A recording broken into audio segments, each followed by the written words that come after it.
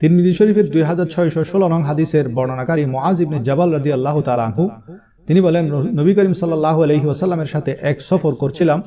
আমি প্রিয় নবীজিকে বললাম, হুজুর, আমাকে এমন কিছু আমল বলেন যে আমল আমাকে জান্নাতে প্রবেশ করাবে, জাহান্নাম থেকে আমাকে দূরে রাখবে। নবীজি সাল্লাল্লাহু আলাইহি ওয়াসাল্লাম বললেন, তুমি আল্লাহর ইবাদত করবে, আল্লাহর সাথে শিরিক করবে না, নামাজ কায়েম করবে, যাকাত আদায় করবে, রমজানের রোজা রাখবে।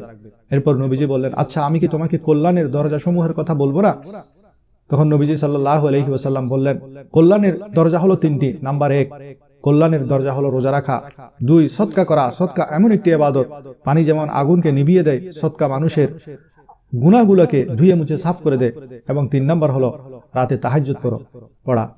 নবীজি আবার বললেন, আমি কি সমস্ত কাজের মূল, স্তম্ভ এবং সর্বোচ্চ শিখর সম্পর্কে তোমাকে অবহিত করব না?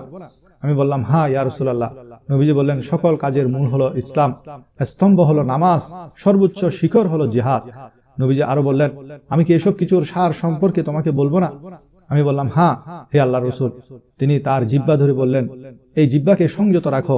আমি প্রশ্ন করলাম, হে আল্লাহর রাসূল, আমরা যে কথাবার্তা বলি এগুলো সম্পর্কেও কি পাকড়াও করা হবে?